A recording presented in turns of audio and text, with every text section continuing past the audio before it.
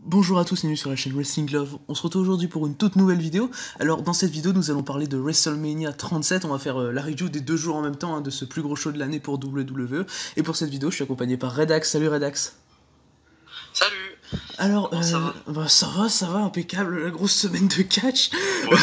Ah oui, grosse Oui, semaine de ambiance, hein. catch, ah oui, oui. On se pose. Oui, là pour faire donc une review de WrestleMania 37, donc comme j'ai dit le plus gros show de l'année, et du coup moi personnellement, bon je l'ai dit dans ma preview, j'étais pas super hype par le show honnêtement, mais toi est-ce que t'avais des matchs particulièrement qui te hypaient pour ce show? Pas trop.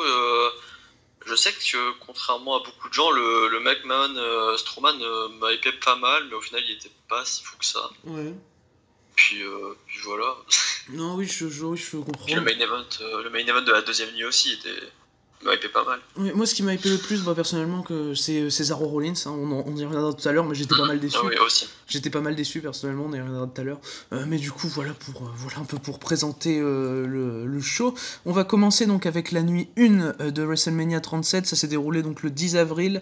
L'opener, c'était le match pour le championnat WWE avec Bobby Lashley qui défendait son titre contre Drew McIntyre. C'était la première défense de titre de Lashley en pay-per-view. Et Lashley remportait le match en 18 minutes. Alors, personnellement, déjà, c'est mon match préféré de toute la nuit 1. J'ai trouvé le match vraiment bien. En fait, j'avais peur, parce que le match était placé en opener, j'avais un peu peur que ce soit trop long, qu'ils en fassent trop. Mais en fait, même avec la durée du match qui est de 18 minutes, je trouve qu'ils en ont pas fait trop. Et vraiment, moi, ça m'a plu parce que c'est vraiment de base, quand ils font des openers de 18 minutes, c'est pour mettre le paquet. Et moi, ça me saoule et d'avoir tout ça en opener. Je suis pas spécialement fan de la fin avec Lashley qui donc fait endormir McIntyre avec le Hurtlock. Mais j'étais vraiment investi dans le match, il y a des bons échanges, une bonne brawl. Et donc Lashley conserve et je vois à peu près où ils veulent en venir avec ça. Ah ouais, je suis d'accord, il y avait une bonne intensité. Ça partait, il y avait des moves de partout, c'était beau. Avec le triple future shock, je me rappelle. Oui, le triple future shock, j'ai bien aimé le spot, ouais. Mais du coup, t'en penses quoi personnellement que Lashley a conservé le titre? J'aurais préféré que McIntyre reprenne, mais s'ils ont des plans avec Lashley pour faire continuer son règne, pourquoi pas. Tu vois qui challenger Lashley prochainement, toi? Je vois pas du tout. Alors, ouais, moi non plus. Moi, j'ai pas d'idée spécialement parce que, en fait, ça aurait été à SmackDown. J'aurais eu une idée, mais à Raw, vraiment, je vois personne de booker en fait. Mais voilà, donc du coup, voilà pour cet opener. Donc, Bobby Lashley qui conserve le titre WWE dans ce match. On va maintenant passer au prochain match. Le prochain match, c'est un tag team turmoil pour déterminer donc les challengers au championnat WWE Women's Tag. Donc, pour le lendemain, pour aller challenger Shayna Baszler et Nia Jax. Alors, dans le turmoil, il y avait Billie Kay et Carmella, Dana Brooke et Mandy Rose, Lana et Naomi, le Riot Squad et Natalia et Tamina. Donc comme vous comprenez, on ne s'attend pas à du bon in-ring en voyant ça. Ça a duré 14 minutes. C'est Natalia et Tamina qui ont remporté le match en éliminant en dernier Liv Morgan et Ruby Riott, ce qui m'a peut-être un peu saoulé que la seule équipe de leur division remporte pas la seule vraie équipe de leur division remporte pas le match. Mais même à ça, le turmoil est vraiment pas fou. J'ai trouvé ça pas intéressant. Carmella et Billie Kay, je les trouve nuls, mais nuls. Mais surtout Billie Kay, je pense vraiment Billie Kay, elle est gênante. Vraiment, je la comprends pas. Et le finish du face-off entre Riot Squad et Brooke et Mandy Rose, je l'ai trouvé mauvais, pas amené. Et vraiment pour moi, en plus, le match est trop long pour un deuxième match de la carte. Donc pour moi, c'est vraiment du 1,25 sur 5. C'est vraiment pas bien fait. Et quand on voit les filles dans le match, bon, c'est pas étonnant parce que là, ça vole vraiment pas haut, honnêtement. Non, je suis d'accord, la seule vraie bonne équipe dans ce tag, dans ce turmoil, c'était la Riot Squad. Et j'étais derrière eux, j'étais à fond, mais malheureusement, c'est Natalia et Tamina qui l'emportent. Non, oui, je sais pas ce que tu penses, toi, que, en fait, le problème, c'est que Liv Morgan et Ruby Riott sont quand même allés au bout, mais se sont fait un peu, on va dire, squashés par Natalia et Tamina. Je sais pas si ça t'a saoulé, toi, personnellement. Ouais, moi aussi, ça m'a saoulé. Oui, non, je comprends totalement. Mais voilà, Natalia et Tamina qui remportent ce turmoil. Je pense pas qu'il y ait de réel intérêt à ça, personnellement, même si, bon, c'était mon pronostic, mais bon, c'est compliqué, la division tag féminine, honnêtement. Je sais pas toi, mais encore une fois, moi, je pense qu'ils devraient retirer les titres Women's Tag. Ouf. Ouais, les titres Women's Tag, en fait, il y a pas assez de tags, en fait, féminins. Enfin, pas assez de bons tags féminins. Ouais. Parce que du coup, ils en ont créé plein qui sont pas si bons que ça. Ouais. Du coup, c'est compliqué, quoi. Oui, bah en plus ils ont séparé leur seule vraie équipe, la Iconics, voilà, ils sont tous séparés, donc moi je trouve ça complètement con, mais bon.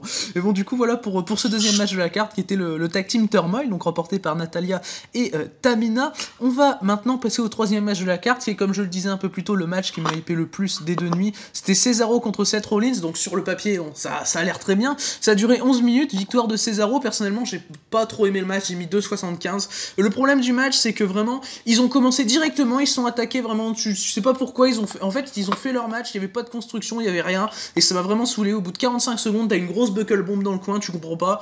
Enfin, vraiment, ils ont rien cherché, ils ont jamais cherché à être intéressants vraiment dans le match. C'est ça qui m'a vraiment gêné. Et le match devient vide en fait à cause de ça. Et ça me déçoit beaucoup personnellement. Et je suis même pas fan de la fin parce qu'en fait, c'est Cesaro qui fait 23 swings sur Seth Rollins. Mais en fait, en weekly, on avait fait 22 sur Rollins. Et là, ça fait trop en mode ouais, oh là, il a battu son record de swing. Mais moi, ça me saoule ce genre de choses qui sont assez forcées.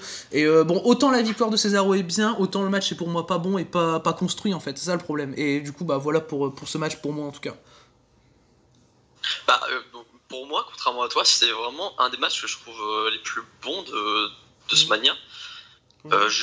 J'ai bien aimé, en plus c'est deux bons workers, enfin je trouve. Oui. Et puis on a eu le spot de l'uppercut pour contrer le stomp. Pour contrer le stomp, donc c'était vraiment bon, je trouvais. Ouais, bah, voilà. C'est un peu une référence au RKO pour contrer le stomp, non? Ouais. Oui, clairement ça m'a paru comme ça, mais oui, en tout cas, oui, l'in-ring du match est bon, là je te rejoins là-dessus, vraiment l'in-ring du match, il n'y a pas rien à reprocher, les transitions sont fluides et tout, mais personnellement je l'attendais beaucoup plus. Après, c'est peut-être de ma faute que j'attendais peut-être trop du match, mais bon, voilà. Et moi personnellement, je suis assez content que Cesaro ait gagné, je m'y attendais pas du tout. Je sais pas toi. Ouais, moi aussi. Moi non plus, je m'y attendais pas, et je suis super heureux, c'est pour ça qu'en plus il a un petit bonus. Ouais. Non, oui, je vois. Du coup, voilà pour ce match, donc qui était en milieu de carte. On va maintenant passer au match pour les championnats par équipe de Raw, deuxième match de championnat qu'on a vu lors de cette carte. On avait le New Day, Kofi Kingston et Xavier Woods qui défendaient les titres contre AJ Styles et Omos. Victoire d'AJ Styles et Omos en moins de 10 minutes, ça m'a pas du tout surpris vu le booking du New Day quand ils sont champions tag. C'est vraiment le but, c'est de leur donner le plus possible de règne sans réellement qui dure. Et le match vraiment représente tout ça. Y a rien de vraiment bon, mais y a rien de vraiment mauvais en fait. C'est vraiment le match moyen par excellence. Moi j'ai mis 2,5, voilà la moyenne. Et je suis pas fan du booking de l'équipe Styles Omos vraiment. Avec la fin, avec Omos qui met son pied sur Kofi pour faire le tomber, tout ça je pas spécialement aimé personnellement. Et puis c'est un match qui est très très random, j'ai trouvé, pour avoir un changement de titre et peut-être placé un peu trop haut dans la carte. J'aurais vu ça en opener personnellement. Non, moi aussi, vraiment comme toi, je trouve que c'est vraiment le match moyen par excellence. Et, puis bon, la domination d'Omos, comme on pourrait dire, par sa force, j'aime pas de fou. Ouais, moi non plus, je suis pas fan. Je suis pas fan de ce genre de choses, vraiment, oui. C'est un peu Styles, et puis Styles limite se fait plus dominer qu'Omos. Moi ça me saoule un peu. Ouais, non, oui. Omos, c'est son premier match officiel. Et il y a déjà des titres, donc apparemment il y a un plan pour Omos. Après, j'espère pas qu'ils vont séparer la team Styles et Omos, personnellement. Parce qu'ils sont capables. Hein, oui. Ils sont complémentaires, ouais. Non, oui. Je le trouve. Oui, je suis assez d'accord avec toi. Et du coup, voilà pour ce match. Et donc, personnellement, bon, la division par équipe de Raw, c'est pas spécialement la chose la plus folle. Mais du coup, maintenant qu'il y a un changement de titre, on va pouvoir recommencer un cycle. Et si tu vois des gens être les premiers challengers de AJ Styles et Omos. Non, je vois vraiment pas. Enfin, un peu tous les challengers, je vois pas vraiment. Moi, personnellement, je pense que si Ivar peut revenir de blessure, je vois bien les Viking Riders. Tu sais. Ah ouais, les Viking Riders, ça peut. Oui, et voilà, mais du coup, je pense qu'ils auront quand même un assez long règne, Styles et Omos, personnellement. Du coup. Peut-être qu'ils referont le New Day défi Styles et Omos. Donc... Ouais, bah, au Raw du lendemain, on connaît, au Raw du lendemain, il y a tous les rematchs, oui, voilà. Ouais, on connaît. Mais du coup, voilà, pour ce match de championnat par équipe de Raw, donc qui ont changé de main à WrestleMania, on va maintenant passer à un Steel Cage match qui opposait Shane McMahon à Braun Strowman, c'était le match qui t'a hypé, donc. Ça a duré 11 minutes 30, victoire de Braun Strowman, personnellement, j'ai pas du tout aimé, j'ai mis 1,5, c'est vraiment genre, le match est chiant, et vraiment, Braun Strowman, je le trouve vraiment mauvais dans le match, je suis même pas fan de la fin où t'as Braun Strowman qui arrache un bout de la cage pour aller attaquer Shane McMahon qui était en train de sortir comme un con puis qui a arrêté de sortir pour provoquer Strowman et puis du coup il perd et enfin voilà. Il passe un peu pour un con. Il y a aussi quelque chose qui m'a vraiment dérangé, c'est Shane McMahon qui essaye tout de suite d'échapper de la cage au bout de genre de 30 secondes de match. Et quand il se rend compte qu'il peut pas s'échapper, en fait, il a beaucoup de domination dans le match. Et en fait, je comprends pas pourquoi il essaie de s'échapper au bout de 30 secondes pour au final beaucoup dominer. Donc moi, personnellement, j'ai mis 1,5. Le match, c'est vraiment pas logique. Et donc, victoire de Braun Strowman par tombée. Non, ouais, moi j'étais pas mal hype par ce match. C'était le deuxième Steel Cage match de l'histoire de WrestleMania et je m'attendais à un bon match avec au moins un bon spot de Shane qui au final n'a pas eu lieu et on se retrouve avec un Shane voilà, qui essaie de s'échapper au bout de 30 secondes pour au final dominer et le booking n'a pas vraiment de sens. Oui, non, je suis d'accord avec toi, le booking a pas de sens. Et personnellement, ça m'a pas dérangé que Shane McMahon fasse pas de spot de fou spécialement parce qu'il a Braun Strowman en face. Et Braun Strowman, il est un peu booké comme un monstre, tout ça. Et comparé à faire un match contre Kevin Owens ou quoi, moi ça me dérange pas personnellement. Mais après, je peux comprendre. C'est vrai que Shane McMahon, quand il fait des matchs à stipulation comme ça, on se souvient de son Hell in a Cell contre Kevin Owens. On est assez habitué à des choses comme ça. Mais du coup, voilà. La rivalité est finie. Je sais pas ce que t'en penses. Oui, je pense aussi qu'elle est finie, il n'y aura pas de suite à ça. Oui, ça me paraît logique parce que Strowman a gagné. Du coup, on va maintenant passer au pré-main event de la nuit 1. Le pré-main event de la nuit 1, c'était un match par équipe avec John Morrison et The Miz contre Damian Priest et Bad Bunny. Bon, inutile de dire que ça me hype pas. Ça a duré 15 minutes, victoire de Bad Bunny et Damian Priest. Alors, certes, la performance de Bad Bunny est bonne, ça y a pas de souci avec ça. Ça, voilà, ça m'a même un peu surpris, agréablement surpris que la performance de Bad Bunny soit bonne. Mais j'aime pas le match du tout. En fait, le problème du match, c'est que c'est un match par équipe et ils te font pendant les 3/4 du match un face-off entre Bad Bunny et The Miz. Et vraiment, c'est plus buildé comme un singles match qu'autre chose. Et ça m'a vraiment dérangé personnellement. Ensuite, t'as aussi Bad Bunny qui fait un Canadian Destroyer à l'extérieur du ring, donc la prise totalement impressionnante et tout, pour au final gagner avec un crossbody, j'ai vraiment pas compris. Et je comprends pas la logique de ça. Et je pensais que le match allait donner un bon moment à Damian Priest, mais en fait il a quasiment pas apparu et il s'est fait... Et en fait, il a été victime du booking de Bad Bunny et Damian Priest s'est fait un peu manger, on va dire, dans le match. Et c'est assez dommage quand tu sais le talent du mec. Et voilà, ça m'a saoulé qu'il apparaisse pas trop dans le match et qu'il ait pas de vrais moments, personnellement. Non, pour moi, le match, ça allait être un push de Damian Priest. Et au final, je m'attendais à un Bad Bunny qui fait quasi pas de move. Hein, et au final, il a fait la majorité du match. Et le Canadian Destroyer, tout ça, c'était beau. Mais après, oui, après le crossbody, c'est parce que c'est son finisher. Mais bon, niveau finisher, ouais, quoi. Bah, en soi, le fait qu'on ait un finisher comme ça me dérange pas spécialement. Mais en fait, c'est le fait de claquer un Canadian Destroyer une minute avant pour au final gagner avec un crossbody, pour moi, c'est pas crédible, en fait. Ah ouais. Pour moi, c'est pas du tout crédible. Et le match, pour la longueur qu'il a, ça dure quand même 15 minutes. C'est le 3e plus long match du show, enfin de la nuit 1. Et tu fais peut-être 12 minutes avec Bad Bunny The Miz, quoi. Les autres mecs ont pas de temps, et moi, ça m'a saoulé. Enfin, Non, moi j'étais assez surpris par la performance de Bad Bunny, donc du coup ça m'a fait un peu oublier le reste. Oui, non, je peux comprendre. C'est vrai que Bad Bunny a été bon par rapport à ce que je m'attendais. C'est rare que des célébrités, quand elles catchent, soient aussi bonnes, honnêtement. Ça, je dois le dire. Mais du coup, voilà pour ce pré-main event de la nuit de WrestleMania 37. On va maintenant passer au main event. Le main event, c'était Bianca Belair contre Sasha Banks pour le championnat SmackDown Women's. Ça a duré 17 minutes, victoire de Bianca Belair, qui est donc la nouvelle championne de SmackDown. Ce qui me choque pas du tout, personnellement. Sasha Banks arrivait clairement à sa fin de règne. Alors, premièrement, petite mention à la coloration de Sasha Banks que j'ai trouvé dégueulasse. Vraiment, la coloration de cheveux de Sasha Banks, c'est une horreur. Faut qu'elle change ça vite. Mais le match... non, mais vraiment, je sais pas ce que t'as pensé, toi, de la coloration de Sasha Banks. Ah oui, non, faut qu'elle change. mais du coup, voilà. Personnellement, déjà, ce match, je le trouve loin d'être super. L'action est pas super fluide à cause de Sasha Banks. J'aime pas du tout la fin avec... En fait, le problème, c'est que t'as Banks qui contre un KOD de Bianca Belair pour, au final, perdre sur un KOD 15 secondes après. Et pour moi, il y a rien qui va dans cette fin. Vraiment, il y avait pas besoin de faire ça. Et bon, ok, c'est bien, Bianca Belair a son grand moment, elle gagne le main event de la première journée de Mania, mais le match en lui-même est pas ouf. Il est bon, hein, mais pas ouf, vraiment à cause de Sasha Banks pour moi, qui botche pas mal. Et moi, j'ai mis 3 étoiles à ce match. C'est pour moi un match qui est assez surcoté. Et voilà, c'était vraiment un match qui est assez oubliable, malheureusement, pour un main event de Mania. Non mais la coloration on oublie, faut vite faire les simples. Et sinon, je m'attendais à Bianca Belair, enfin je pense qu'un peu tout le monde s'y attendait, parce que la storyline est construite depuis le Royal Rumble. Et non mais sinon voilà, il y a le coup de cheveux aussi qu'on peut noter. Mention coup de cheveux de Bianca Belair, ouais. Ah ouais non, le bruit du coup de cheveux de Bianca Belair. C'est quand même assez rare de faire autant de bruit sur un coup de cheveux. Mais sinon, du match en lui-même était bon sans plus. Oui, non, mais c'est clairement le match bronze en plus. Ouais, non, mais c'est vraiment, tu résumes super bien le truc, parce que oui. Et voilà, la victoire de Bianca Belair est assez logique. Et voilà, Sasha Banks, je sais pas ce que tu penses toi, de Sasha Banks, mais moi je trouve que c'est compliqué dans le ring. Ouais, Sasha Banks, ça a vraiment du mal dans le ring, et en coloration de cheveux. mais dans le ring surtout. Oui. Bon bah, oui, elle a du mal dans les deux domaines, on est d'accord. Du coup voilà pour cette nuit 1 de WrestleMania 37. Personnellement, si j'ai un match à conseiller, je pense que tu seras d'accord avec moi, c'est l'opener pour le WWE, le Lashley McIntyre. Ah, il est bien. Ouais, de cette nuit 1, pour moi c'est clairement le meilleur match, c'est le match le mieux booké en tout cas.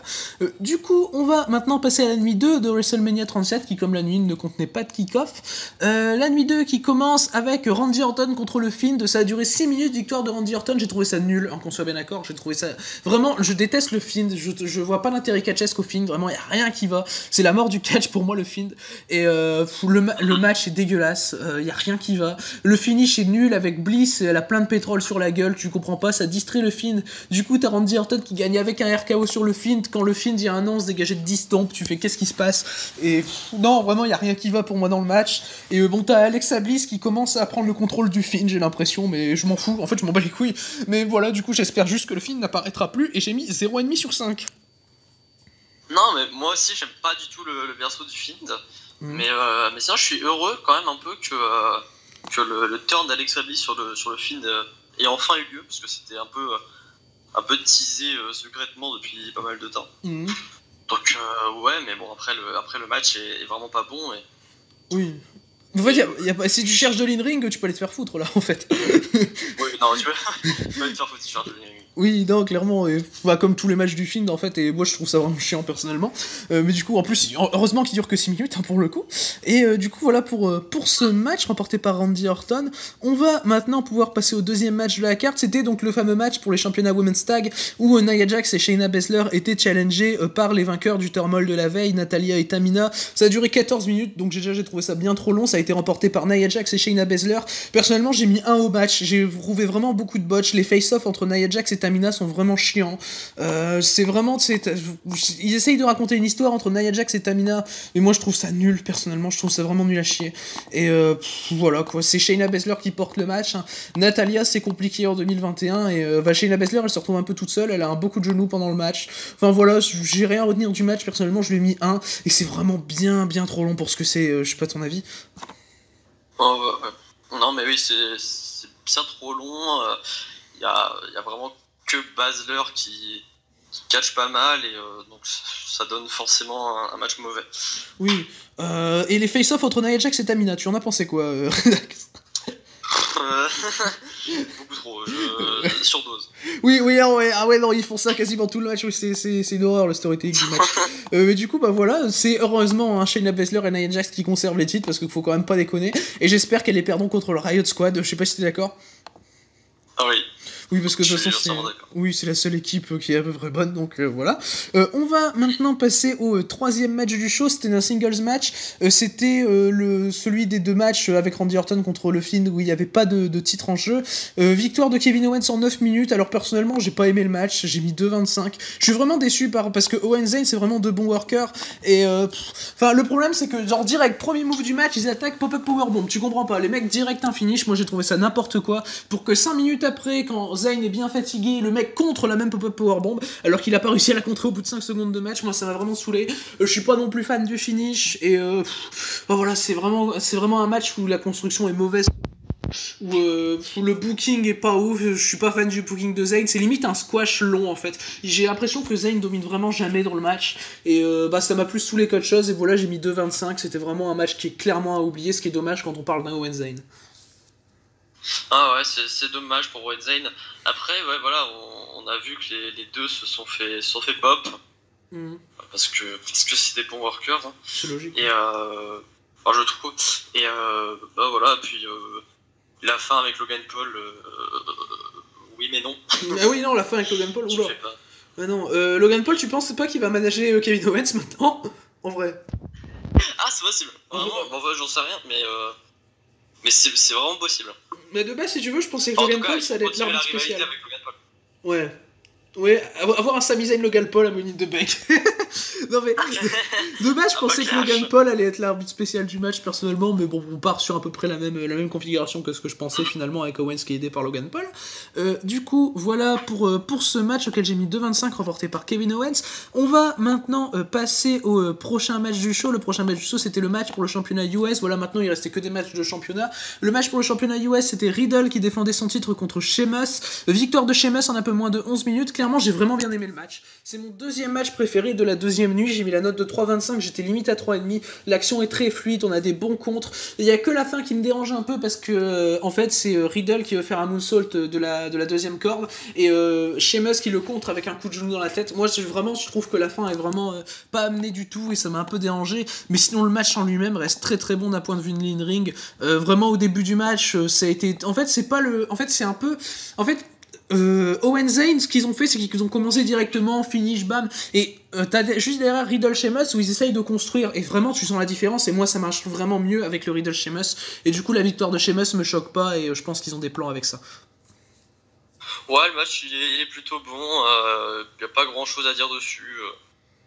C'est un des meilleurs matchs de la deuxième soirée, puis. Oui, non, je suis assez. Puis la victoire de Sheamus, irlandais, améliore le match. Ouais, alors personnellement, moi la fin m'a dérangé. La victoire de Sheamus me dérange pas, je sais pas toi la fin si elle t'a dérangé, que c'était un peu pas amené en fait. Non, la fin m'a pas vraiment dérangé, genre ça fait vraiment une sorte de coupure dans le match où on se dit on s'est fini quoi. Ok. Mais sinon ouais, j'aurais peut-être fait un Riddle gagné, mais la victoire de Sheamus est bien aussi. Oui, je suis assez d'accord. Du coup, alors pour la suite de Sheamus, moi je pense que c'est Drew McIntyre qui va aller challenger Sheamus pour le titre US parce qu'il a perdu la veille pour le titre WWE et c'est une bonne manière de le redescendre un peu dans la carte tout en le gardant fort, c'est que McIntyre gagne le championnat US et en plus il y a de l'histoire avec Sheamus. Ouais, je vois ça aussi. Un McIntyre champion US, ça le fait. Oui, et oui, franchement, il faut le redescendre dans la carte. Il y a un moment McIntyre, bon voilà, c'est marrant, mais moi j'aime beaucoup McIntyre, mais il y a un moment, il faut qu'il redescende un peu dans la carte. Du coup. Ouais, un an, il est en main event, donc. Oui, clairement. Il y a un moment, il faut qu'il redescende. Oui, et du coup voilà pour ce match de championnat US. On va maintenant passer pour le championnat intercontinental. C'était Big E qui défendait le titre contre Apollo Crews dans un Nigerian Drum Fight. Alors j'ai toujours pas compris la stipulation à l'heure actuelle, c'était un peu un street fight en fait. Mais voilà, je vois pas l'intérêt de l'appeler le Nigerian Drum Fight. Ça a duré 7 minutes, Apollo Crews remporte le titre intercontinental, ce qui est assez logique. Mais en fait il remporte le titre grâce à une intervention de Dabakato, c'est un mec de Raw Underground, donc il est venu et donné la victoire à Crews. Bon, ok, moi personnellement je suis pas fan du match. Qu'on soit bien d'accord, j'ai mis 3 parce que l'in-ring est bon, voilà, et il y a plus de logique à commencer fort dans ce match qu'un Nigerian Drum Fight que commencer fort dans leur même match qu'ils ont eu à Fastlane qui était un match simple, voilà, et le match est peut-être un peu trop court. Mais il y a l'intervention qui fait un peu la durée du match logique. Voilà, pour moi c'est pas un match qui est à voir, mais ça reste bien, l'in-ring reste bon, voilà, c'est Apollo Crews et Big E, donc voilà. Non mais moi j'ai toujours pas compris la situation, j'ai toujours pas compris pourquoi. Parce que Apollo Crews est nigérian, enfin en tout cas dans la storyline, je sais pas si c'est la vérité. Je pense que c'est dans la storyline juste. Je pense que c'est. Mais du coup, ouais, j'étais vraiment à fond derrière Big E. J'étais en train de gueuler Big Ending et. T'as ce random de Raw Underground qui arrive. qui tue le match.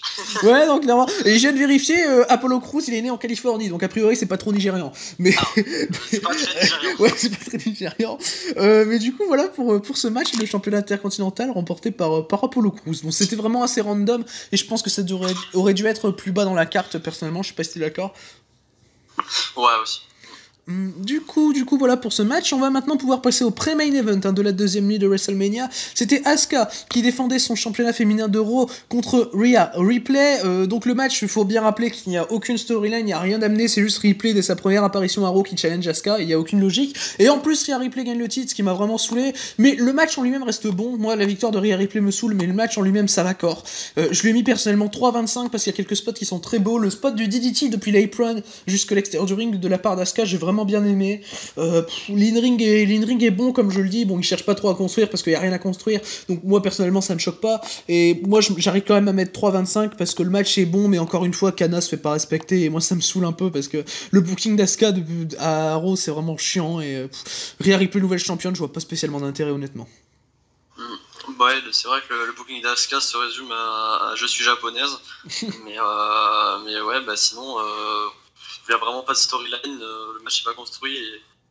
Et la victoire de Rhea Ripley me dégoûte encore plus de ce match. Ah oui, non, bah oui, je te comprends. Non, mais si ça avait été une storyline amenée tout ça depuis longtemps, ok, mais Rhea Ripley, genre, à sa première apparition à Raw, elle gagne son match de championnat, tu comprends pas. C'est vraiment.